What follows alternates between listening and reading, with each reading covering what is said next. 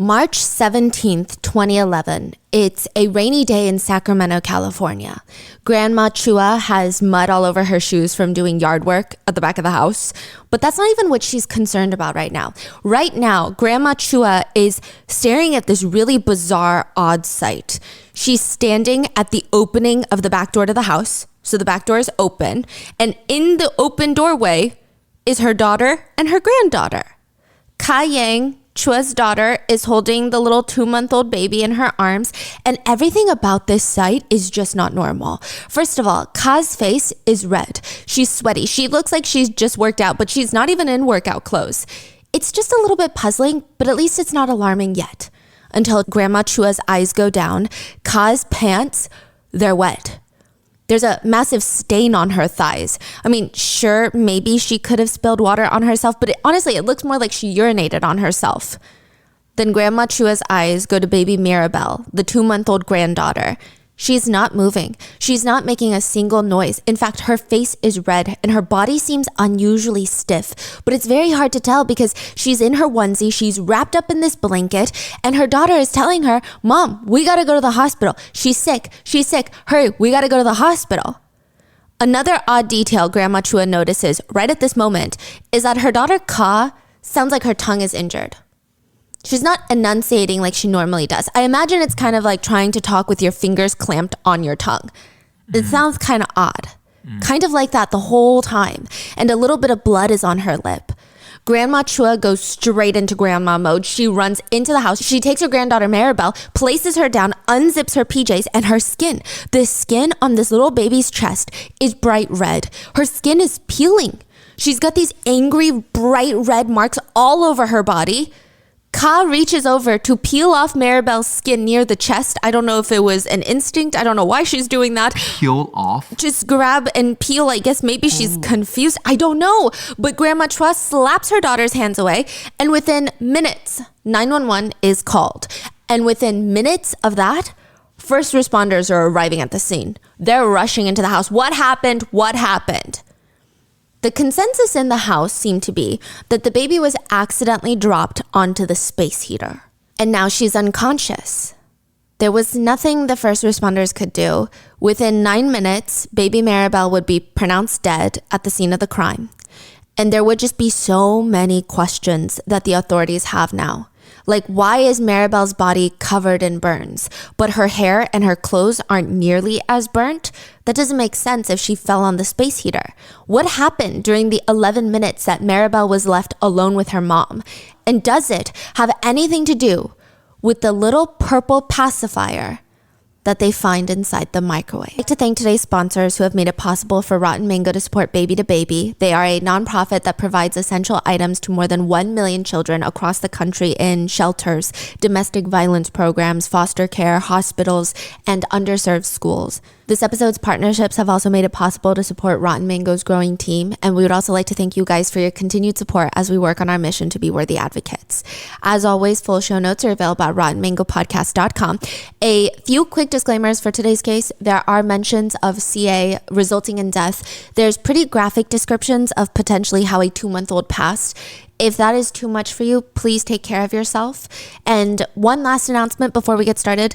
If you guys are looking for anything lighter, we just released a brand new podcast called Mott's, or Moral of the Story, where we cover these. It's basically me telling my husband these wild stories of international celebrities that have been in some of the most bizarre scandals. The most desirable man in Japan that people are willing to spend $500,000 a night to spend time with. So there's just a lot lighter stuff covered on there if you guys need a break. So you can listen to it now on all podcast platforms and on YouTube under Stephanie Sue. So with that being said, let's get started. Everything about that day was beyond normal, or at least it's supposed to be normal before Maribel died. So Ka Yang's husband is this truck driver, and he's gone for the whole day. He's not coming back for probably a few more days. In fact, sometimes he's gone for like 2 weeks at a time. But it's fine. The family always comes to help Ka, so she's not alone. Her brother-in-law, Va, so Ka Yang's brother-in-law, was at the house. He was living at the house when this happened. He's just helping her take care of the kids. And on that particular night, even Ka Yang's mom slept over the night before. So she's got a lot of support. So she can just focus on doing her work. She works from home and applying for benefits and taking care of the kids. They have 4 kids, 3 boys under 7, and now 2-month-old Mirabel. Va, the brother-in-law, had just left the house to go pick the boys up from school. And when he walked out of the house, he remembers seeing Ka holding Mirabel and working on her computer. Ka's mom is out on the yard doing some yard work. And for the next 11 minutes, Ka and Mirabel are alone. The police need to know what happened in those 11 minutes. They only have Ka's word, or at least initially, to go off of. And Ka said, I don't know what happened. I felt this weird pounding in my head. I saw this bright flash of white light. And that's all I remember. That's it. The next thing she knows, she's waking up on the floor. She's laying on something wet. Her pants are drenched. And she's like, that's my urine. She had wet herself, and she had bit her tongue. Her tongue is raw, like she bit off a chunk of it. She didn't actually bite off a chunk of it, but it felt like it. It was just weird to have her memory wiped for however long that was. She was at her desk one moment, and then on the floor of her bedroom, drenched in urine the next moment, with no recollection of how she got there, what happened in between, nothing. So in this confused, head-pounding state, she gets up, and she sees 2-month-old Mirabel on the ground, laying next to her. And her face, Mirabel's eyes aren't open, but her whole face is bright red. She reaches over and Mirabel is stiff. She's not breathing. She's not responding to touch. She's not moving. And Ka is now full on panicking. She says she picks up Mirabel, rushes into the kitchen because that's where she assumed her mom would be at this point. Her mom rushes in through the back door. They rush to take off Mirabel's pajamas. They notice all these bizarre burn marks and they start freaking out. Va walks in through that door at the exact moment. He had left the house for 15 minutes to grab Ka's sons from school. Now he's walking in and everybody's freaking out and Mirabel is unconscious on the table and he would be the one to call 911. So Va is the brother-in-law and he just returned home with the sons? Yes. Okay. Ka and her family agree. I mean, in this state, she must have fell on top of the baby on the space heater. She's holding Mirabel, suffers a seizure, drops Mirabel onto the space heater and almost squashes her. So she's on top of her, sandwiching her onto the space heater. That's the only thing that makes sense, right, for these burns. But it doesn't make sense. Not even a little bit. Because how is Mirabel burned head to toe, but her hair and pajamas are not that burned? Both sides of her body are burnt. It would take the investigators 3 months to figure out exactly what happened to Mirabel.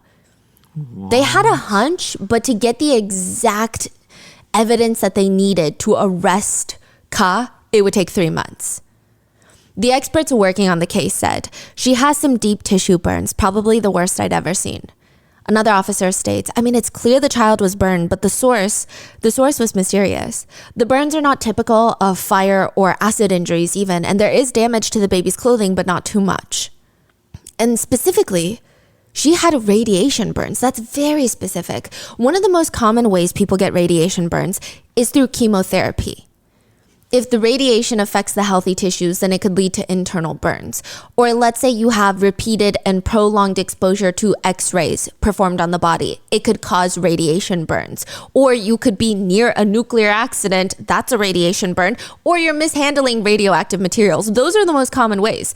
This makes the situation even more confusing because by all accounts, Mirabel is a healthy baby. She likely did not have enough X-rays to warrant radiation burns. She did not need chemotherapy. She's not near a nuclear plant or an accident. She would not be in a setting where she would handle radioactive materials. It's not something you just buy at the store. She's 2 months old. And the level of the burns are extensive. The burns run so deep that it fried her internal organs. The police are quick to look for any other cases where this happened, where an infant was found deceased and had extensive radiation burns on their body. They come across 2. Joshua Malden from Texas, his 2-month-old daughter was found with 2nd and 3rd degree burns to her left ear, cheek, hand, and shoulder. She did survive, but her left ear had to be partially amputated and she had to have several skin grafts because of radiation burns.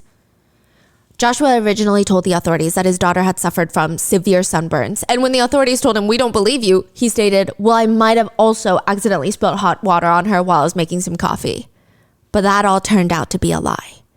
Then in Ohio, China Arnold's 28-day-old daughter, Paris, was found badly burned after a fight with China's boyfriend.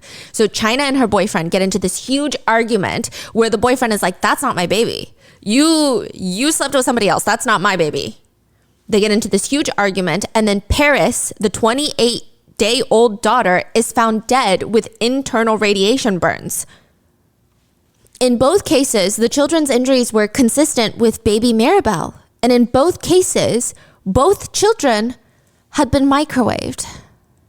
There are reasons why when you heat up food on the stove or in the oven or perhaps the microwave, they taste differently, even if it's the same leftover pizza. Because they heat food differently. If you put pizza on the stove top gets really hot, whether it's gas or electric, and then it heats up the pan, and then you place the pizza on the hot pan. An oven, it heats up the air inside the oven. So that's why when you open it, you get that rush of hot air. The air touches the food and heats up the pizza on the pan in the oven. Microwaves, they work a little bit differently. A microwave is essentially a device that boils water. If you want to simplify it, it heats up water. Without getting too technical, a microwave works by firing these beams of electromagnetic waves at food. And these beams cause the water molecules inside the food to start rotating. And they start rotating faster and faster. And the water molecules, essentially, they start vibrating. And that vibrating friction produces heat because they're moving around back and forth very quickly. That's why an empty plate in the microwave does not get too hot because there's no water molecules to vibrate and heat up. To some extent, microwaves do heat and cook food from the inside, which I agree. There is anecdotal evidence that the frozen burrito in the microwave is hot on the outside, cold on the inside, but that can be because of two different things. One, there are cold spots in microwaves because the radiation waves do not hit certain points of food. It literally does not go that deep. But also, the way that microwaves work, they bring that heat to the surface of the food. So to put it simply, water from inside the food turns into steam and tries to escape the food, but it can't escape, so it just liquefies again at the surface of the food, which is why most microwaved items are left a bit squishy, if you will. Mm-hmm. There are speculations on what could happen if you're trapped inside of a microwave. These are the speculations. If you're trapped in a microwave? Yes. I know that we're more commonly used to the household microwaves, but there's industrial strength microwaves where adult humans could fit into easily and the door could be locked. Whoa, that's like a horror movie. Yeah. So within the first few seconds, you will likely feel a warmth on your skin. But other than that, the first 10 seconds will be more so confused panicking. It's around 11 seconds in that you might start noticing some weird discomfort in your eyes. The eyes go first. The human eyeball is made up of 98% water, and those water molecules inside the eyeball are going to start vibrating, and your vision is going to start vibrating. There was a woman who stuck her head in a microwave and somehow managed to turn it on. Please don't ever do this. But she stated that she felt her eyeball vibrating inside of her head. She said her vision was also vibrating. She's lucky that she did not lose her eyesight completely. 25 seconds in, there's going to be this prickly sensation on your skin, like you're being poked by one of those cactus plants. It stings, but it's not the biggest pain you've ever felt in your life. Within 30 seconds, your body will start profusely sweating. It's a natural reaction to your body's temperature rising. And then around that point, at 40 seconds in, you might notice some steam coming out of your body. Literally, you're generating steam. Those are the water molecules inside of your body that are now turning into steam. 45 seconds in, you start seeing blistering or skin starting to peel like you're having a really bad sunburn. That's going to include the surface of your tongue. You might start to develop boils on your tongue that start to burst. At the 70-second mark, it is likely you'll have second-degree burns, which are not the worst, but could still take several weeks to heal as long as you get out. But if you don't, if you're still trapped in there, within the next 5 seconds, so 1 minute and 15 seconds in, blood, pus, bodily fluids will start trying to break out of the skin barrier. They're going to start trying to force their way out of the layers of the skin. You will likely be conscious for this. After 80 seconds, the fluid in the eyes becomes heated up, causing your vision to warp. It'll likely be incredibly physically difficult, near impossible to try and keep your eyes open at this point because of the pain. But once you close your eyes, your ears start going off. The pressure in your ears starts becoming unmanageable to the point where, you know how your ears are an important part of keeping balance? Once that's gone, you're going to lose all sense of balance. You're going to fall to the ground and not know which way is up. Then comes the whistling. It sounds like there's water boiling inside of your ear and it's trying to get out. It's like an angry pot of pasta on the stove, but it sounds and feels like it's directly in your eardrum, because it is. And we're only still 105 seconds in, or 1 minute and 45 seconds. Again, this is a theoretical idea of what would happen, but it's guesstimated that after 110 seconds, most humans will collapse, the body will shut down, go into shock. After 2 minutes, the eyeballs will pop. I mean, I don't think they're going to pop like balloons, but I imagine it'll erupt inside the eye socket, or blood vessels will pop. Then comes the 3rd-degree burns. There may be bodily fluid seeping out of the eyes and the eardrums will rupture. We're just 2 minutes and 20 seconds in. It's going to be at the 2 minute and 25 second mark that the blood inside your body will likely start to boil, which makes the entire surface of your skin bright red. The smell will be intense at this point. After 160 seconds, it will likely be unbearable to breathe. And as you're focused on trying to get air into your system, the blood will thicken, coagulate, the water content in your body is rapidly dropping, and you will be totally paralyzed from the nerve damage and shock. After 200 seconds, or 3 minutes and 20 seconds, one will likely suffer a debilitating stroke, and after 5 minutes, there's going to be massive organ failure that leads to death. This is theoretically what would happen if you were to be trapped inside an industrial strength microwave, which is about 3,000 watts of power. Most household microwaves are about 1,000 watts of power. I imagine things will just take a bit longer, but torturous nonetheless and fatal nonetheless. It essentially cooks you from the inside out. This is, again, putting it simply, but just imagine all the water and likely the blood in your body starts to boil while it's inside your body. It's heating up inside your body and it can't really escape. It's just vibrating, causing friction, causing immense heat. Depending on the power of the microwave, a human being might live for several minutes, but it won't be painless. Eyes, brains, veins, arteries, internal organs are heating up from the inside. Water molecules are starting to go from liquid to a gas state. Your body is generating steam. Most of the injuries will be internal, and it is essentially being lit on fire, but from the inside. Which doesn't make sense with Kai Yang's initial story that she had a seizure, she collapsed onto her daughter, onto the space heater, and crushed her, burning her to death. She does not recall because of this said seizure. Now, it just doesn't make any sense with the injuries. Side note, it is March in Sacramento, which is a bit chilly. It's customary for Hmong women, they're Hmong, to keep near a fire or a warm heater for a few months after giving birth. And Mirabelle is only 2 months old. So some people even questioned, why was there a space heater? Why were they using a space heater? It wasn't cold enough for a space heater, they were saying. But that's why. There was a space heater on the ground right next to Kai Yang's work computer. So there is one there. But that doesn't make sense. A microwave does not heat up objects in the same way a space heater would. If she had fallen on the space heater, let's say she fell onto the space heater on her back, she would have severe external burns on her back, and she would not have that many internal burns. Yeah, and on the clothes, right? Yes, and Mirabelle's injuries are not consistent with that. One of the officers in the investigation team states, the child sustained unusual and rare thermal burns. The investigation revealed that these burns were consistent with only 2 or 3 other cases in the country with the same similar type of injuries, and that was determined that those injuries occurred as a result of being burned in a microwave. So they arrived at the scene. They heard the version of stories. They obviously didn't believe it because it didn't look like that. And then they went back to the station and they found the other cases. When did they find the microwave? You say there's the pacifier? Yeah. They found it early on. But they can't, when you find a pacifier in the microwave, some people might think you're heating up the pacifier. Some people might think another kid, maybe the son put it in there. There's no evidence. There's no blood or anything in the microwave that would indicate, hey, someone was in the microwave. So they didn't make that connection right away. They had an inkling. They had a suspicion, but it wasn't enough to arrest Kai Yang because she does have diagnosed epilepsy. So it's not like her story doesn't check out completely. It just doesn't make full and complete sense to the investigators. They find the pacifier. They bring in Maribel to be autopsied. Her injuries are bizarre. They look through all the case files of weird incidents where children have turned up with similar injuries. Yes. They find those cases and they actually reach out to those forensic pathologists that worked on those cases. And they were able to say, yeah, this is extremely rare, but these seem to be the same injuries. Because it's such a rare injury is how they're explaining it. Yeah. It's not very clear. It's not like someone was stabbed or shot. It's very bizarre. Mm-hmm.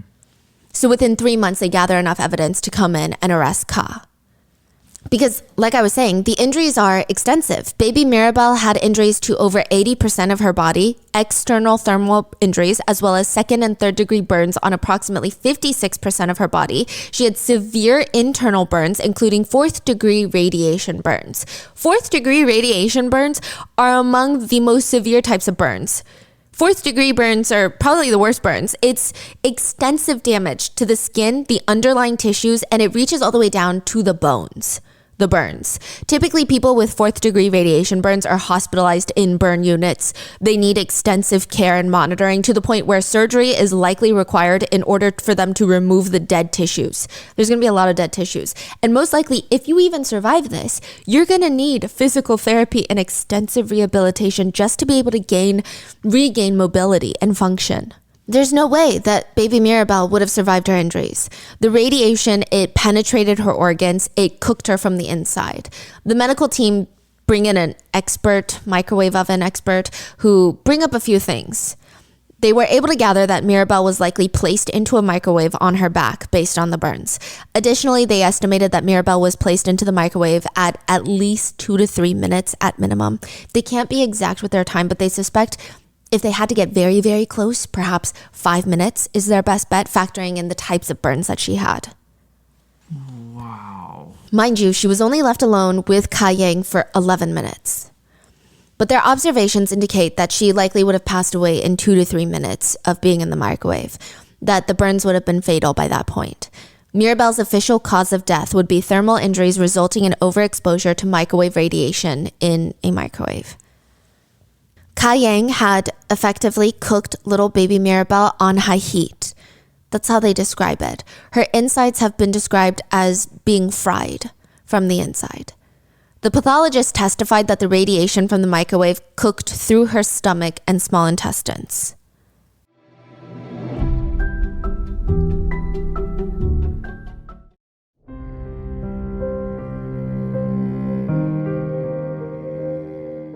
The investigators, they sit Ka Yang and her mother down for an interview, and they want to know what happened when you were alone with that baby because you did not fall on a space heater. Ka Yang explains it was just a normal day. Everything was normal. She gave Maribel a bottle and a pacifier that morning. I mean, nothing was strange. Well, nothing except there was something that was a little strange. Maribel's eyes were moving back and forth. They were kind of almost like if you were tracking a fly or if you're doing a drunk driving test where you have to track side to side. Her eyes, it's like she was following a fly left to right. And that's when Ka checked and there was no fly. Ka would tell the investigators, it kind of scared me a bit, but she tried not to think anything too deep into it because she believed in God. Okay, what is going on here? The investigators are so intrigued by this. This was not the line of questioning they thought they were going to go down. Wait, why? So she saw the baby looking left and right, like looking at a fly. Yes, flying around. But she thought it's okay because she believed in God? Yes, there was no fly. So it kind of freaked her out a little bit. Like, what is she looking at? Okay. Because I guess to her, she's had multiple children and she's never seen babies 2 months old track like that. Because I guess babies will only look at certain objects that are moving around. And even then, I don't know if they do that well at 2 months old. So it sounds like she's getting freaked out. Yes. That's why she mentioned God. Mm-hmm. I see. And she's like, I'm getting freaked out, but I looked. There's nothing there. There's no fly. But that's fine because I believe in God. Mm-hmm. And so the listen, I don't know. That's what she's saying. And the investigators are also like, what is going on? I don't understand.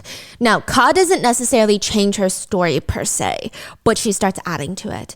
In a subsequent interview with both Ka Yang and her mom, they both bring up the words spirits and possessions. For the average interrogator, that is sending off massive alarm bells. What do you mean by that? Are you saying that the spirits made you do it? Is that what we're doing? Because that's a whole different story. That's a whole different defense, honestly. What are you saying exactly? The spirit called me, so I had a seizure. Before the seizure, Mirabel was moving her eyes back and forth, looking at something. She was crying and spitting out her pacifier. What was she looking at? The spirit and demon together. Through Kai Yang and her husband's statements, the authorities gathered that Kai Yang's new version of events included her seeing a Caucasian demon or spirit outside staring at her and Mirabel through the window. So suddenly they're like, okay, you're seeing spirits. They're saying the baby's seeing spirit or she's seeing spirit? She's saying the baby's eyes were moving around like she's following a spirit. Then she looked out the window and there was a Caucasian demon staring at them. What? Is what the investigators are gathering.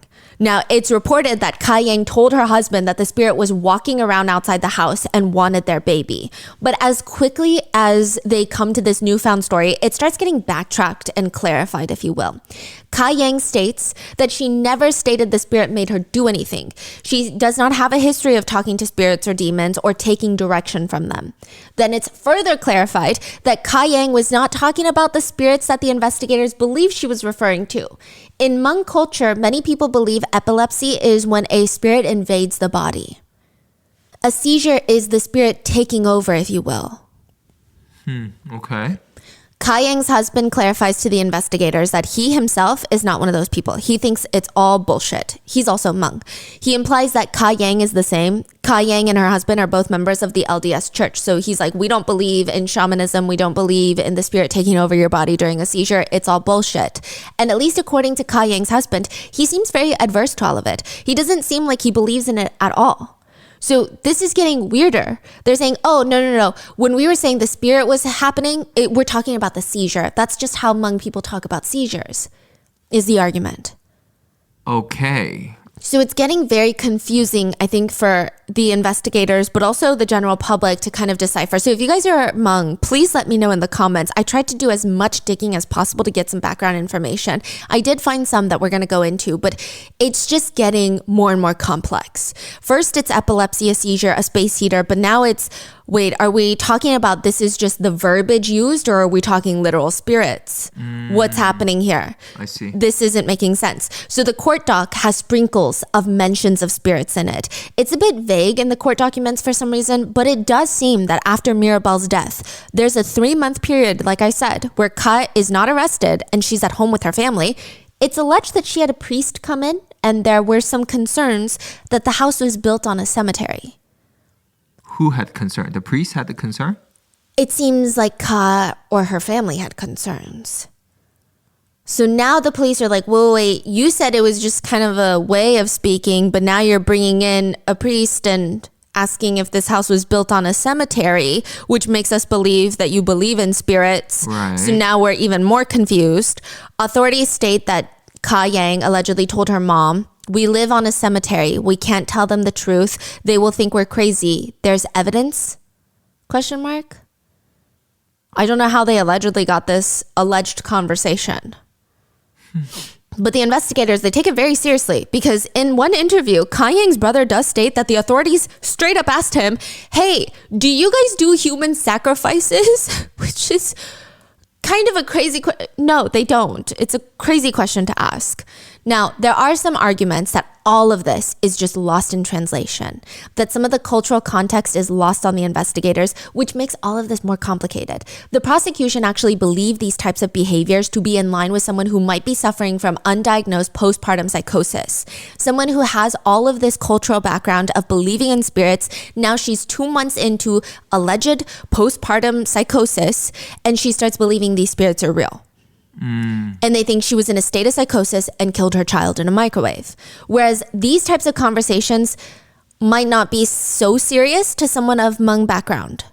So it's complicated of how much of it is cultural insensitivity and how much of it is truth. We don't know. So for example, there's a whole book written about this, but there was this little girl in America. Her name is Leah. She's Hmong. What's the book? It's called The Spirit Catches You and You Fall Down is the name of the book. And it's about a little girl named Leah. She's Hmong. She lives in America. She's diagnosed with severe epilepsy. So this book is about how the doctors are struggling to understand her parents, and the parents don't understand the doctors. It talks about how in Hmong culture, seizures are caused by your soul leaving your body, which translates to the title of the book, The Spirit Catches You and You Fall Down. Many Hmong people see illness and healing as spiritual matters. They think that your spirit has been harmed or is sick first, and your physical body is the secondary reaction to it almost. So you need to heal that spirit first and heal within almost. Western medicine works in the complete opposite way. Who's to say who's right? So for example, in this book specifically, the doctor keeps prescribing anticonvulsants for the child. The parents opt to do traditional medicine and they don't feed her the anticonvulsants. It becomes a whole thing where the doctors get CPS involved, the baby gets taken away from the parents, and it angers a lot of people because at the end of the day, no one cares about that little girl as much as the parents do. They just don't believe in the same things that the doctors believe in. It's a tricky situation of, I think most people come out of the book not knowing who's right.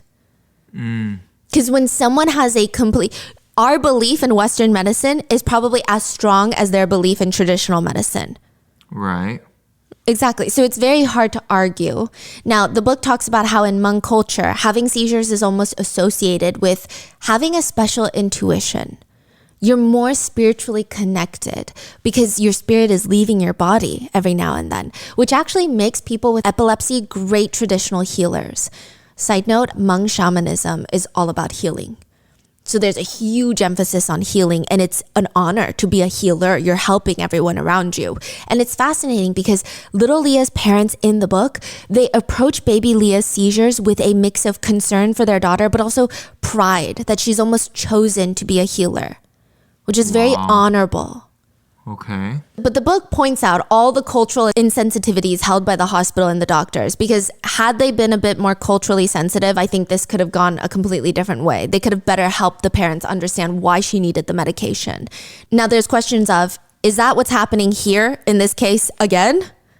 Because are they taking what they're saying too literally and being like, oh my God, she's possessed? Or is she really believing in spirits? So in this case, people are wondering, is this happening again? Are the police taking things too literally without factoring in the cultural aspects of how Hmong culture sees seizures? And they're like, oh, she said spirits, she said possession, she said she saw a spirit outside, she's possessed, she has psychosis. Whereas in Hmong culture, it might be, I saw a spirit outside indicating I saw a white flash, I felt a seizure come on. So most people who have seizures, they can feel it coming. Things kind of get warped a few seconds, maybe even a few minutes in. So maybe that's just how she describes it. But it's not literally, I saw a demon outside my window. Right, I see. So it could literally mean that she's telling them that, oh, I'm having a seizure. I could feel a seizure coming, and then I had a seizure, and the seizure is associated with her spirit coming out of her body, and spirits being involved, right? And she's just describing it in the way that she knows best to describe it, but they're like, whoa, spirit, you saw a demon outside? You have psychosis, lady. Right. So it's just a matter of... it's really, they have to understand that to make a fair judgment on what they're trying to say. Now, she could very well be in a state of psychosis. I don't know, right? But it's just a matter of how much of it is misinterpreted. Right. Eventually, Ka Yang will state that she does not believe in her epilepsy being controlled by spirits. She's like, the verbiage is known in the culture. So she's arguing, no, you're getting it all wrong. She also argues she would never hurt her daughter. She's been trying to have a daughter for 2 years after having 3 sons. She prayed every single day for a daughter. Why would she harm her daughter? It's gotta be the seizure. Something happened with the seizure. She's trying to explain to them that she's had seizures for such a long time. I mean, since she's 29 at the time of the killing, since she was 13, 14.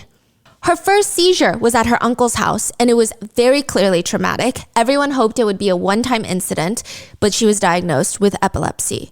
Since then, she had suffered about 100 seizures for the next 15 years, which is about 6 to 7 every single year or once every 2 months.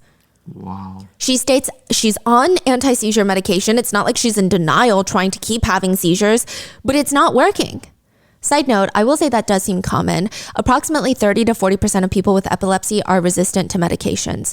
It happens for a wide variety of reasons. Perhaps the patient is not consistent with taking the medication, or initially they respond well, but they build a tolerance. The dosage could be too low, or some medications are just simply not effective. And there are different types of seizures. So if you have multiple types of seizures, the medication might not work for all of them. But first, a seizure is when you essentially have abnormal electrical discharges in the brain. Think of your brain like a big computer, and sometimes the computer gets mixed up and starts sending way too many signals at once. Imagine opening up all of the apps on your computer at the same time simultaneously. It's going to go into overdrive, overheat, and probably shut down. That is a seizure.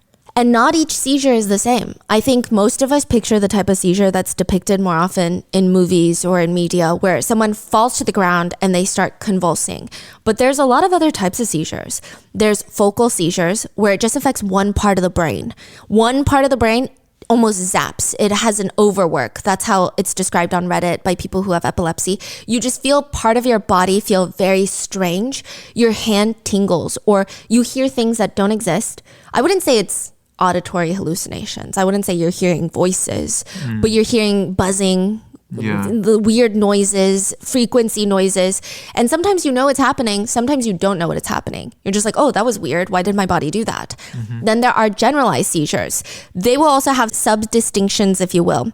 Absent seizures, it's like your brain takes a tiny nap.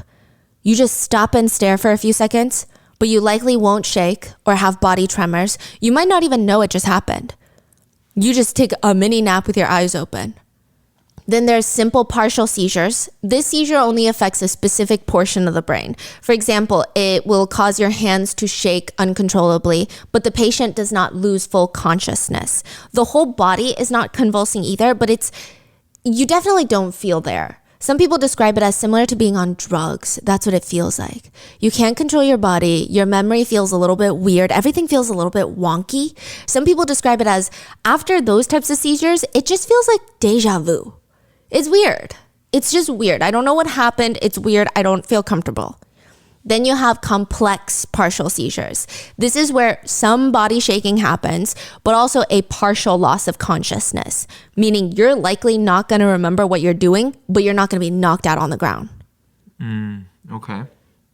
People describe it as patients looking incredibly dazed or confused, or having a blank stare that lasts for a minute or two. They're conscious technically, kind of, but they're not really. Most of the time, they don't remember anything that happened during that period. With this type of seizure, patients could potentially still walk around and perform very simple tasks, almost on autopilot. I'm talking very simply, but almost repetitive movements, smacking lips, chewing, swallowing, picking up objects. It seems to be something people do. Getting undressed, picking at clothes like they're removing lint, or mumbling, or occasionally people will get up and move around, go up and down the stairs, or perform very routine stuff like moving objects, moving items around. But you can't sit down and start typing on Instagram. You can't type out an email. It's just very motor oriented, muscle memory type of movements. The best way some people have described it is kind of like sleepwalking. You're not going to respond to emails while you're sleepwalking most of the time, but you might do muscle memory things like pour coffee. They are typically not aware of their movements once the seizure passes. They have no idea what they just did. Wow. So they could have been walking up and down the stairs, taking off their clothes, and then when they come to, they're like, I don't know why I'm naked upstairs in the bedroom. I don't know how I got up here. Last I remember, I was on the couch. Then you have the grand mal, the tonic-clonic seizures. This is usually a total loss of consciousness. This is, I think, what most people picture if they've never witnessed or had a seizure. The patient will, quote, collapse, stiffen, jerk, and they might bite their tongue, foam at the mouth, and empty their bladder.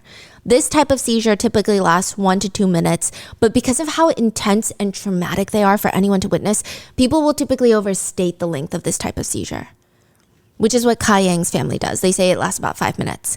But that's very normal. Now, each patient with epilepsy can have more than one type of seizure. So it's not limited to, each condition requires just one type of seizure. You could have 2 or 3. And you never know which one is coming next. It's not like in a pattern, but it doesn't really change over time. So within 3 years, you typically don't get a new type of seizure. meaning each patient tends to have the same seizures over and over and over again. Now, Ka Yang and her family state that she had a few different types of seizures. In almost all of them, she has no recollection, no memory of what happened during her seizure. She could be standing, sitting, doesn't matter. The first thing she'll notice is her hands start to curl up, her body or certain parts of her body start to shake very slowly. Then, she only knows what people tell her, because around this point, she blacks out. Her eyes will roll to the back of her head. She makes these intense, painful groaning and moaning noises. And within a few minutes, she'll finally come to and realize she's on the floor or she's passed out on the couch. The only indications that she has that she suffered a seizure are she had bitten down on her tongue so hard she can now taste blood, or her tongue is so swollen she can barely talk, or other times she loses control over her bladder and she'll wake up in a giant wet puddle. Her head will also start throbbing like it's going to explode, and her body feels so sore. The way she describes it, it feels like she climbed up a massive tree in the backyard and then just let go, just fell from the top of the tree. She's out for typically 2 minutes. But most of the people who have witnessed Ka Yang's seizures say, yeah, there's no way that she could really do much during them. She definitely can't work on her computer or drive right after. It's just not possible. They argue she doesn't walk around or do anything after the seizure. Typically, whoever's around will try to get her to sit down or lay down. It's very clear that she feels very dazed and very low energy, because after a seizure, there's what they call the haze phase by people who have epilepsy. It's called the postictal period, but you're not really there right now. It takes about 30 minutes sometimes for someone to reboot their brain, essentially. They might not even remember most of the hazy phase. Some people say they don't remember like an hour during the seizure and then the hazy phase. They're like, I don't remember any of that. But they are like doing things, like they're still... Hazy phase, you're usually conscious. Oh. You're usually conscious, but I guess your brain is not... I don't know if it's something with the hippocampus and you're not forming these memories actively. So not like fully. Yes. Back. So okay. A lot of people who even have the grand mal seizures, the tonic-clonics, where they're completely unconscious, even when they awake, there's maybe 10 to 20 minutes where they don't remember anything, even though they're awake. I see. And everyone is like, are you okay? They don't remember any of that. And then 20 minutes later, they're like, wait, what just happened? I don't. And they're like, we told you for the past 20 minutes you had a seizure. Wow. They say it takes Kat about 3 to 4 hours just to recover to the point where she, quote, regains her senses. Which this part is interesting because nobody saw Kat in that state that day. Even before the authorities are called, Va, the brother-in-law, gets home. He notices Ka Yang and her mom hovered over the baby, freaking out. He was gone for literally 15 minutes. He had walked out to pick up the sons, saw his sister-in-law on the computer working, walked out, and when he walked back in, all hell had broken loose. Va was the one that called the police, but he did notice something that just wasn't clicking. His sister-in-law, Ka, was acting a bit different compared to all the other times he's ever seen her have a seizure. She was even able to listen to 911 operators' instructions on how to give CPR. She performed mouth-to-mouth while Va did the chest compressions. Again, just not what he usually saw when she had a seizure. She's standing, she's alert, she's making eye contact, and seems fairly calm, not at all dazed. He can't even really recall if she seemed disoriented or not, but he knew that she was responding and answering to his questions in those moments. Nothing suggested to Va that his sister-in-law just had a seizure. But you could argue that sure, normally she's dazed, but right now is not the time because normally when she comes out of a seizure, her kids are safe. But adrenaline might take over in that state. She could be acting abnormally because this is an abnormal situation that she's in. So each side has pretty good arguments.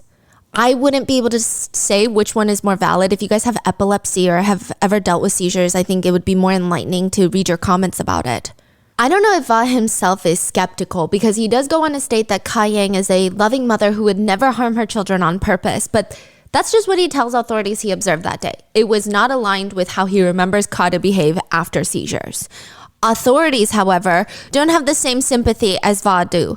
They are very, very skeptical about all of this. The first responders that arrived at the scene minutes after 911 was called, they stated from their very limited observations of Ka Yang, nothing suggested to them that she had suffered a seizure recently, other than her telling them that she did. One officer said Ka Yang kept repeating she had a seizure and didn't know what happened, but they noted she was alert, standing, making eye contact. She did not appear to be confused or disoriented. One of the officers that spoke with Ka-Yang right after Mirabel was pronounced dead states that she actually appeared, quote, fairly calm. She did not appear to be in a weakened state or in a physically exhausted state, but that could be due to shock. That's what the officer says. It could be due to shock. Now, they all note that they did not smell urine, but they also didn't check her clothes for urine, and it could be argued that fresh urine isn't as smelly or as strong in scent, especially if they're in a house that just had a baby be microwaved to death. And just a lot of kids in general, that smell might not have stood out to them as, oh, she urinated on herself. But what I think is more telling is they never noticed any tongue injuries on Ka-Yang's tongue. But also, I don't know if they even checked, and maybe she was able to communicate better once the police got there. That's one thing that a lot of netizens are upset about. After Mirabel was pronounced dead, why wasn't Ka-Yang given medical attention? Because if she had suffered a seizure, she needs medical attention. And let's say she hadn't suffered a seizure, it would have been so much easier for the prosecution to show evidence there's no way she had a seizure because she had been evaluated by medical professionals right after. But they didn't. The first responders and the officers, they do admit they breached protocol by not assessing her medical condition at that point. Wow, okay. But eventually, it's been reported that Kai even admitted to the authorities that she could not have suffered a seizure during that time because she didn't fall down. You say she admitted that? Yes, but there's questions about all of this. She admits it, but keep in mind, there's two ways to take this. Some people think, whoa, she just admitted consciously to knowing that she did not have a seizure. She just admitted it. But what the defense argues is she's clearly disoriented when she's responding to some of the questions. She never received medical attention, and she's saying whatever the authorities want her to say. She seemed like she was in a slightly confused state of, I guess what they're arguing is likely what she responded was, well, yeah, typically I do collapse, so I guess that doesn't make sense either. All of this is confusing, is more so what they're trying to say she was implying. The authorities do admit that near the end of questioning, Ka did appear confused. So in the beginning, when they get there, she seems pretty clear, and then she starts slowly getting very disoriented, and she straight up tells them, it's just that after my seizure, my brain keeps hurting for a couple hours before it gets back to normal. The defense argued, see, this is her just saying whatever the police are suggesting because she's clearly confused, which might explain what comes next. The next version of events, according to Ka-Yang, is that no, she did not have a seizure, but she does have DID. This is from the defense team? No, this is from Ka-Yang before she, I guess, attorneyed up.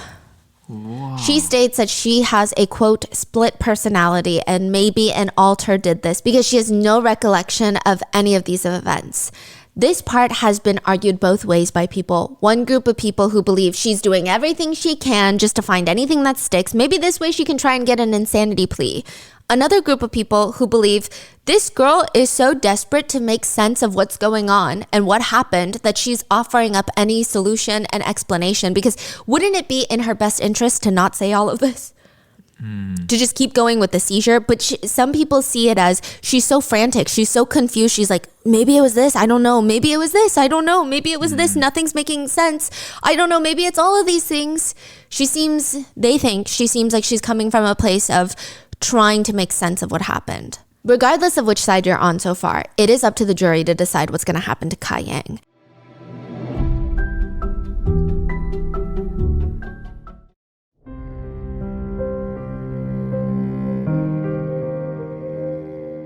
The defense's argument goes as follows. That day, Ka-Yang was holding Mirabel at her desk while working. All of a sudden, her head starts throbbing, the ache in her body becomes unbearable, her tongue feels swollen, and then nothing. She doesn't remember anything from that point forward. She had a seizure. Ka-Yang says, I never thought that with my seizures, I would lose my little girl. So the defense is saying, forget the DID, forget the spirits. What happened is she had a seizure and she microwaved her baby. So they're dropping the space heater, they're dropping the spirits, they're dropping everything. And the defense is saying she had a seizure and she microwaved her baby. She had a seizure, and then in a very unconscious or Semi-conscious state, yes, she did this action. Yes. She didn't know what she was doing, but she microwaved her baby. She did do the actions. She just didn't know she was doing that because she had a seizure. Ka Yang stated, "I never thought that with my seizures, I would lose my little girl." She states she never had any sort of fear of even dropping her kids if she was holding them when a seizure came on. She claims she does not remember what happened during the incident, just that she was at her computer desk and, quote, "When I got up, my little girl was not breathing." They also argued that Ka Yang has two types of seizures. Yes, the one where she goes completely unconscious and she falls to the ground convulsing, but also she has another one. And people who know her have reported, yes, I've seen these types where they call it a, quote, fast seizure. That's what her friends and family call it. She could be sitting on the couch, she's not passed out, her body doesn't shake too much, but when she comes to, she doesn't remember a single thing that happened. Her eyes are open, she just looks very dazed. She looks like she's very out of it. And if you're talking to her, you want to be like, "Hello, are you there? What happened? Did you just hear me?" And she does not remember. The defense's main argument is that either she had one of those seizures where she could still be moving around and she could be doing things in an automatic way, or she had a clonic tonic where she did fall to the ground, fall unconscious, but she awoke in a hazy period. And in that hazy period, she microwaved her baby. So they're saying because nobody assessed her medically, we don't know which one, but it seems like either way, it's completely a result of her seizure. That's what they're arguing. But at the same time, the expert that testified on behalf of the defense, the doctor, he does admit it is an alarming number of buttons that needed to be pressed on the microwave to make it run for 5 minutes. He said it would indeed be remarkably rare for a mother to put her baby in the oven and turn it on. It would be like two comets colliding. So her having a seizure, then her placing the baby in the microwave. Wow. He states, quote, "just absolutely incredible in terms of the odds of it happening." They do admit that it would, just be very odd for a woman to put her baby in the microwave in that state. But it wouldn't be the most rare thing for a person with a partial complex seizure to operate a microwave. But the defense attorney points out, well, listen to the testimonies of people who have witnessed Ka Yang having these seizures. They all state that afterwards, they need to help her lay down or make her sit down, indicating that Ka would try to get up as an automatic response. It seems like she tries to move around quickly after seizures. If nobody is there to persuade her not to, what would she do? They also point out the fact that Ka Yang has never tried to hurt anyone during the time that she's had close to 100 seizures. So their argument being, it's not like she just had a seizure and is suddenly inclined to become violent. There's some netizen arguments that I don't think were brought into court. Not that I think netizen arguments should be brought into court, like, hey, did you guys know a netizen said? But they don't even argue the concepts that the netizens are arguing. I'm sure they have their own reasons, but a lot of netizens wonder if setting the microwave for 5 minutes is a very normal thing for Ka to do repeatedly. Is that something like muscle memory? Does she have a dish that she cooks every day that requires 5 minutes in the microwave? Does she defrost meat by just putting it in the microwave for 5 minutes? Perhaps she was trying to warm up some baby milk and she believed she was putting water into the microwave for a few seconds, but it ended up being 5 minutes, which is a very long time to heat water, but that could explain a bit more. But there's been no statements made of how she warmed up bottles or what she ate or how she used the microwave on a daily basis. But that, I think, could explain if she was doing something as a muscle memory. The defense mainly just argues Ka has no history of child abuse. She has no criminal record. She wasn't in a bad mood that day. She actually had so much help. Her brother-in-law was picking up the kids from school. Her mom is right outside. If she ever felt overwhelmed by Mirabel, why would she just not reach out to them? By all accounts, Ka was a loving mom. That's their argument, that there is nothing to indicate that she had anything but maternal feelings towards all of her children, including 2-month-old Mirabel. A family spokesperson argued, she didn't know what she was doing. She's a gentle, nice woman. She would never intentionally harm her child. Her mind was out of reality. Her lawyer argues, she suffers from epilepsy. She had an epileptic seizure. It was not deliberate conduct. The defense team argues that it appears to be intentional conduct because the nature of the seizures, but quote, but the truth is her actions are sort of automatic. It's robotic. It's not the product of careful and rational thought. Because also, if she wanted to kill her kid, would she do it when there's so much going on, when she knows that the brother-in-law is about to walk in through the front door in a few seconds, her mom is out in the backyard? Is this really the timing? They also argued that technically Ka Yang does not fit the stereotype of the overworked, overwhelmed mom. They argue because she has epilepsy, her siblings would come to live with her in the past to help out, including her husband's siblings, which is why Va is staying there. And since Ka Yang didn't like to drive, it's too dangerous, they would drive the kids to school. And to show you how serious her seizures are, the defense brings up that just a week before Mirabel's death, Ka Yang woke up in the hospital, very confused, very disoriented, with no recollection of what just happened. She didn't know what was going on. She didn't know why she was in the hospital. In fact, most of the times after seizures, she really is confused why there's paramedics. She doesn't even recognize that they're here for her. They state that she had been driving and suffered from a seizure. The only thing she stated she remembered was remembering the feeling of seeing someone right in front of her. Now, I don't believe that there was someone right in front of her, or perhaps they moved out the way, because I couldn't find any additional information on this incident. I imagine if she hit a pedestrian or somebody else was involved in the collision, it would have been referenced a lot more in the court docs. But it is interesting that she states she saw someone before that seizure as well. So keep that in mind. But the main focus here is she was confused. She woke up in the hospital with no memory. This is something that happens because of her seizures. The defense argues that the entire time since the authorities showed up to the house, nobody would listen to her. She told them repeatedly she suffered from a seizure. Nobody believed her. Nobody got her medical attention, which is exactly what they did about her pregnancy. What? 3 months after the death of Mirabel, Ka Yang was arrested, and she was pregnant at the time of her arrest. The defense claims, just like the epilepsy issue, when Ka Yang was arrested, when she was in jail, she repeatedly stated that she's pregnant, but they took over a week to get the pregnancy test done and confirmed that yes, indeed, she is pregnant and requires special attention. The prosecution argues all the opposite points. They rely on the fact that nobody believes that Ka Yang suffered a seizure that day, at least no one on the prosecutor's side. They think that she's using her epilepsy as an excuse. They argue her seizures are so severe that she wouldn't even be able to use a microwave. The point about Ka Yang not liking to drive, that's another indicator. The prosecution feels like that shows she's incapable of doing much when she's suffering from a seizure. It's stated that Ka Yang's seizures would be so bad, like I said, she'd be so confused when paramedics show up, and she has no recollection. So how is she so alert and aware when the authorities show up? In addition to that, one thing that stands out to investigators is Ka Yang shows almost no emotion during the investigation the day of Mirabel's death. They say it's just odd behavior. Sure, you could have had a seizure, but you're not too disoriented from answering most of the questions in a way that's coherent, but your emotions feel very cold. She seems calm. The officer questioning her does state, yeah, it could be shock, but the prosecutors do note it. The prosecution do hire a neurologist, Dr. David. He has a specialty in epilepsy, and they just want him to testify at first.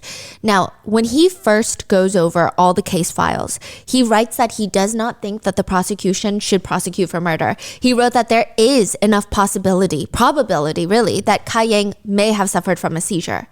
But once he's given a more accurate, quote, precise timeline, he changes his mind. He said, yeah, no, this does not make sense because there's only an 11-minute time span that all of this takes place. At 1:58 p.m., Ka Yang was using her computer for work, something that she would not be able to do during her seizure, even in the hazy phase after the seizure. So that means she had her seizure right after because her brother-in-law leaves around that time. Yeah. Then she wakes up from the seizure, places her baby in the microwave, performs a semi-complex action of pushing at least 3 buttons to start the microwave, then took the baby out, brought the baby to her mother while appearing to be panicked yet mostly coherent by 2:10 p.m. So he's saying even if she did this in her hazy period, the hazy period should last longer than this. Right. I see. He said it does not make sense. He states that after each seizure, there is a postictal hazy period, which lasts anywhere between 10 to 20, maybe even 30 minutes, where it's just very uncommon for people to perform complex actions, such as use a microwave, operate a computer. But even if they do that, it would be very difficult for her to snap out of it and now answer these questions very coherently, tell her brother-in-law what happened, call the police, perform mouth to mouth. Right. But then again, how many instances are there where mothers have to snap out of it because the adrenaline of their kid potentially dying? So it's just kind of a bit of a confusing situation. Now, after reviewing the precise timeline where this all takes place within 11 minutes, Dr. David decides to testify for the prosecution. Another reason that Dr. David probably testified is the exact microwave that was used in their house. It's suggested by the microwave expert, judging from Mirabel's burns, that she was in there for 5 minutes. They're trying to figure out how many keystrokes, how many buttons does it get to set it for 5 minutes to have the microwave run for that long. Yes. They try all sorts of methods, and the most obvious is pressing 500 and then start. So 4 buttons. If you press just start, nothing happens. If you press 5 and start, you get 5 seconds. If you do 50 and start, you get 50 seconds. There is an add a minute button, which you would have to press 5 times to get to 5 minutes. The quickest way they state that you can get to 5 minutes is 3 button presses. Baked potato, start. They're saying every single press is a lot for someone who's in that stage. Right? Yeah, it's very complex actions they're describing it. Now, I'm curious as to which make and model the microwave is, because I wonder some microwaves you can do a long press on a number, and instead of seconds they do minutes. Yeah, So- I'm sure they've.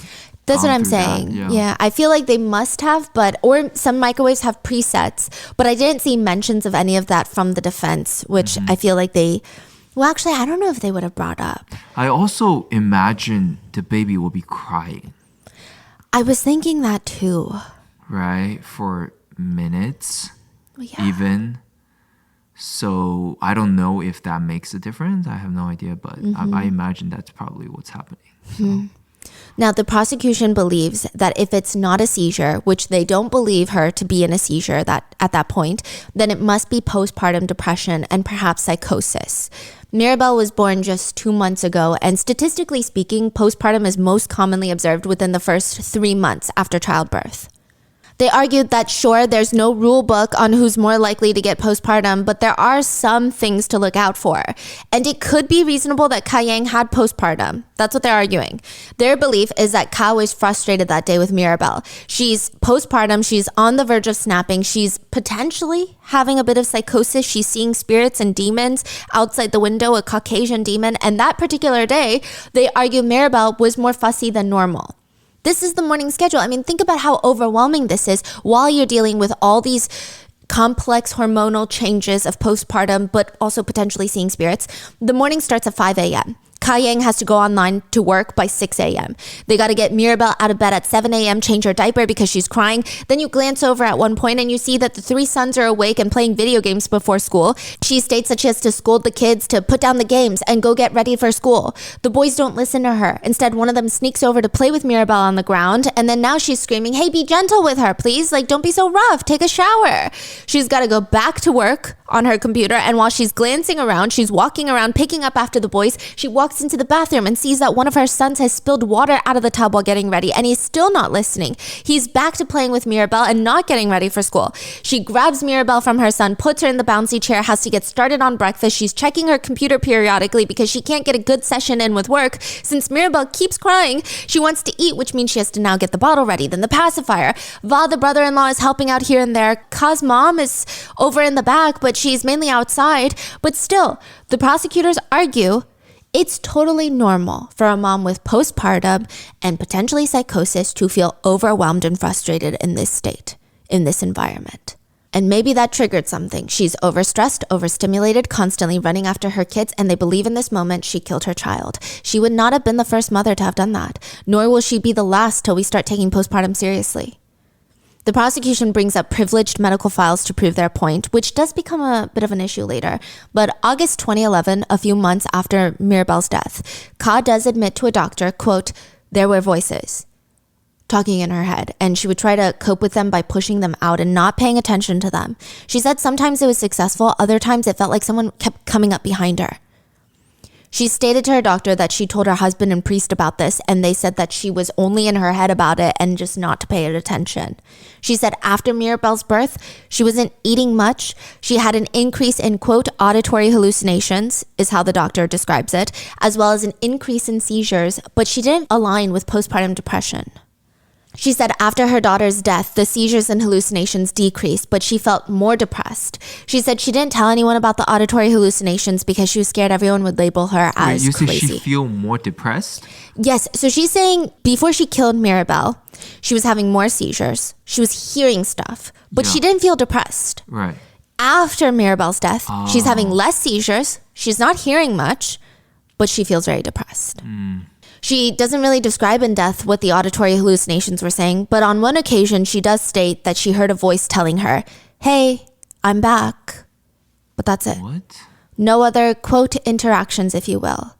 Another thing that the investigators point out is the fact that Ka Yang stated in the initial interview, the day of the incident, she went out back to the back of the house to look for her mom because she was panicked. They thought it was strange that she didn't look for Va, who would likely already be in the house and be very alert and ready to assist, and unless she was conscious enough to see him leave. But Ka Yang's mom would argue that she never actually came to the back. She went into the kitchen and Ka Yang's mom was the one that opened the back door to get inside. They argue actually the fact that Ka Yang states that she went out back looking for her mom is another show that she has no idea what she's saying. She's not in her right mind. Personally, I think both sides have their little arguments of everything else, but this argument seems a bit moot point. I feel like if something were to be wrong with a little 2-month-old baby, I would look for my mom rather than my brother-in-law. But this becomes a huge point of contention for both parties for some odd reason. In the end, the prosecution argued that the jury should find Ka Yang guilty as she cooked her baby on high heat like a piece of meat. There are a few theories with this case because this case is weird. There doesn't seem to be malicious intent. It does not appear to be that this is a clean-cut case of overwhelmed mom postpartum. She's upset. She's shaking her baby because she's so frustrated. There doesn't seem to be signs of that. So it's just confusing what actually happened. So people have come up with a few theories. The first theory being that Ka Yang is telling the truth and she did suffer a seizure and likely does not remember what happened afterwards. That's why her story keeps changing.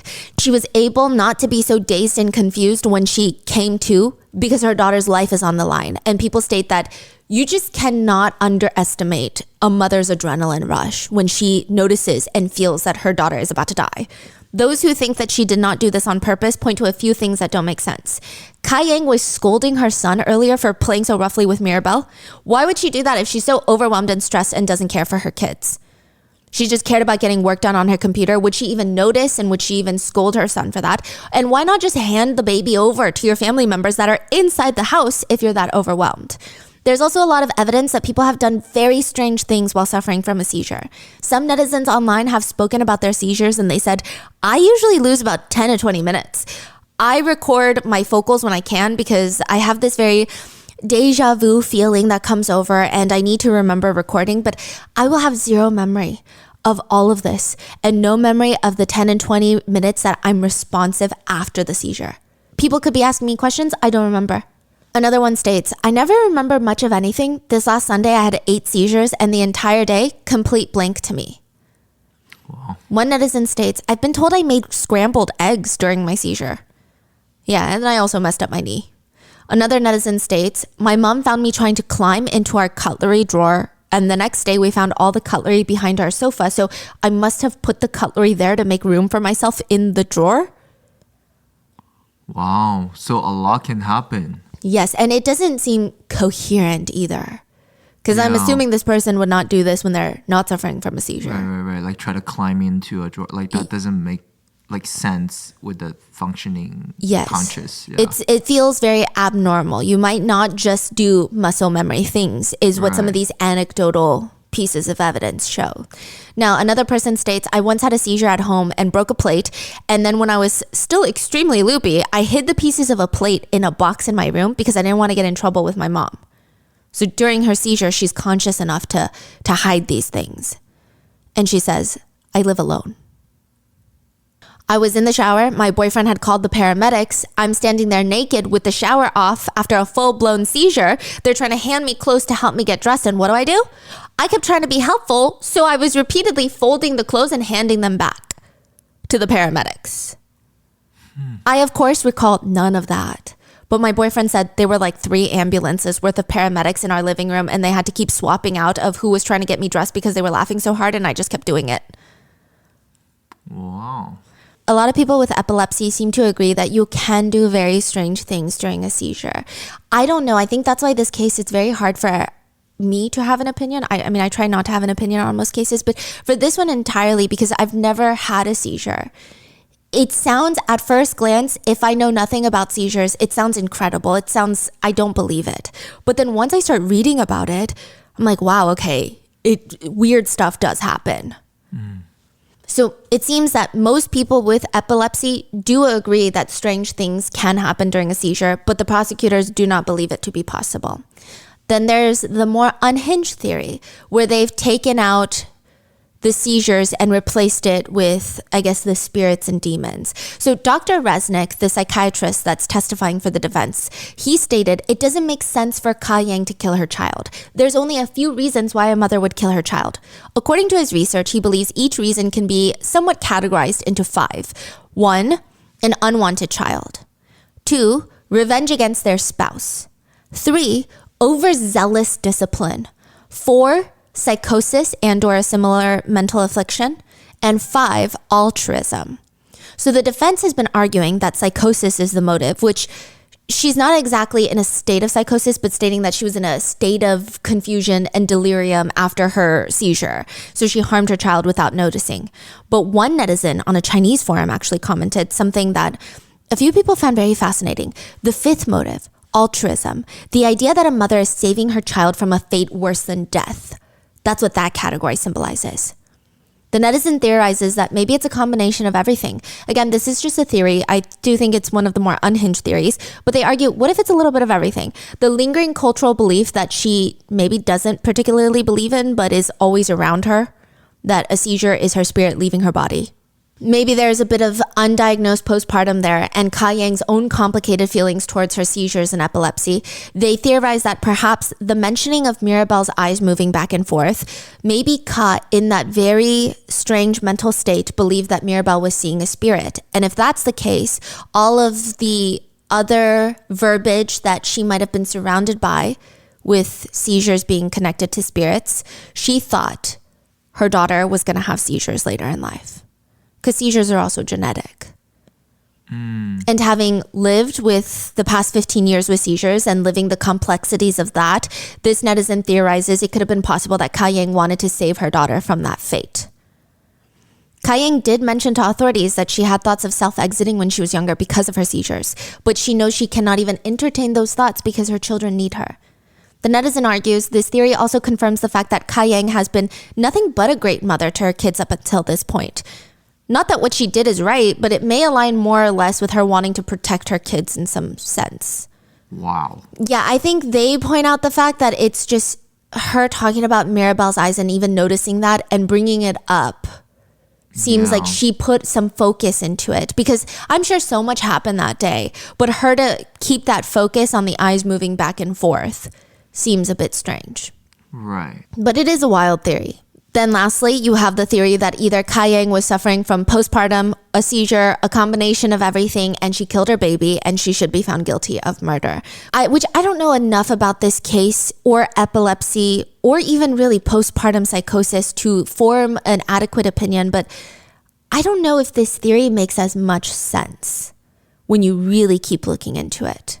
Mainly because she could have reached out to her mom that was outside. So unless it's confirmed she's having hallucinations and was suffering from a state of psychosis, I just can't wrap my head around her just being frustrated and overwhelmed and wanting her baby to stop crying. There's no indication that Mirabelle was being extra fussy that morning. And on top of that, postpartum psychosis is a pretty strong thing. People will notice it. They say it's very rare for people to not have inklings of it. So unless all her family is deciding to not say anything at all, you might not identify it as postpartum psychosis. But you'll typically, you'll be like, ooh, okay, something is going on here. Something very strange is going on here.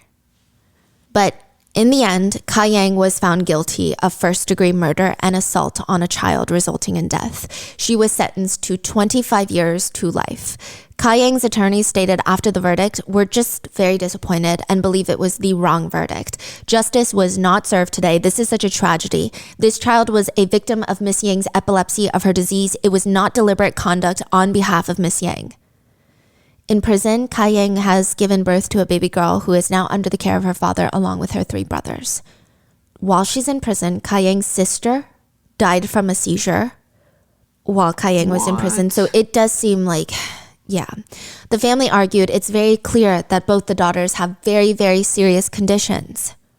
The defense has appealed the verdict, and their main appeal is based on the fact that Mirabelle's pediatrician, so the baby's doctor, testified during the trial for the prosecution. I'm not coming for the doctor. I don't think it's the doctor's fault. I think if anyone told me to testify or be on the stand in regards to a baby dying, I would do it. But the prosecutors were not technically legally right in the fact that they asked her to testify.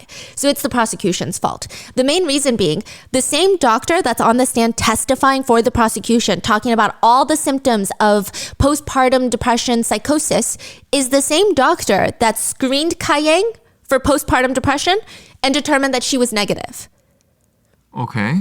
Sure, many of the tests are not accurate, and moms are really great at masking their pain and emotions because that's what society makes them do. But legally speaking, you can see how it's a weird pickle to be in. Imagine if your doctor screened you negative for tapeworms, but is suddenly on the stand talking about how tapeworms can impact your decision making, but you're the one that screened me negative for tapeworms. So how can you talk about it as if I have tapeworms when you are the doctor? Does that make sense? It's just weird. Yeah. Well, how did that happen? I do think Ka-Yang's case is a situation where I don't know if her attorney was the best. I don't know if her defense was the best. I feel like they could have brought in way better experts to testify for epilepsy and the weird behaviors that can be conducted during a seizure, but it just seems very messy. So right now it sounds like it's kind of confusing on what exactly happened. Yeah, and the defense team argued that the prosecutor failed to provide sufficient evidence that Ka-Yang was diagnosed or even exhibited symptoms of postpartum psychosis. So they're arguing about the postpartum, but then they're proving that no, she does not have it. Therefore, she's first-degree murder. Yes. So for example, no, that's okay. Basically, the prosecution is saying, we think she had postpartum psychosis. Right. Because when you have postpartum psychosis, you could microwave your baby because you're losing your mind, right? They bring in a doctor. The doctor tested her negative for postpartum, but continues to talk about how postpartum psychosis could make a mother kill her child. But it's like, wait, you just said that you screened her negative for it. So how are you talking about it? Then the prosecution keeps going and is like, see, she's got postpartum psychosis, thus she killed her child. But they didn't provide enough evidence to actually prove that she has that. So it's almost like someone arguing that if your blood type is B, you could kill someone, but they don't even bring in evidence that your blood type is B. Okay. Doesn't that make it moot point then? Like, what are you talking about? Exactly. That's the whole appeal. Oh, that they're using that as the appeal. Yes. The whole appeal is look at what the prosecutors did. That's absolutely unhinged behavior. Yeah, you guys' theory is completely flawed. Therefore, my client or Ka-Yang should deserve a retrial or whatever it is, right? Yes. The defense also argued that the verdict needs to be appealed because, again, there's truly no proof that she had postpartum to the point of being in a state of psychosis to kill her child, to microwave her child. It's just, they keep arguing. It's quite dramatic. Their expert says postpartum psychosis is really quite dramatic. It's not something that goes unnoticed. So there's no evidence, really? Then we need a retrial. That's the basis of the prosecution's argument. And the prosecution was just making some wild statements. And again, I say this as someone who is fully confused on what to believe at this point, but just objectively speaking, they're wild for some of these. The prosecution at one point tries to push the statistic that 41% of women with mental illness and depression had thoughts of harming their child. Where did you get that from? There is one study that showed those results, but I find it, I wouldn't consider it reliable. Perhaps it is, but I imagine you would have to look at the study's sample size, methodology, and peer review status, but it sounds problematic. It's just a crazy statement to make. Yeah, it's just crazy, especially when you factor in the fact that Ka-Yang has consistently denied being depressed. And the whole study is about depressed mothers have thoughts of harming their child. And she's like, I have never been depressed. And you screened me negative for postpartum depression. So how can you even use this statistic?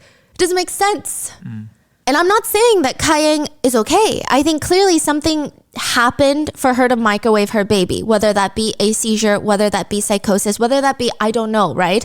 But there are just certain things that the court has to do in order to ensure a fair trial. And this just wasn't fair. Ultimately, the judgment has been reversed.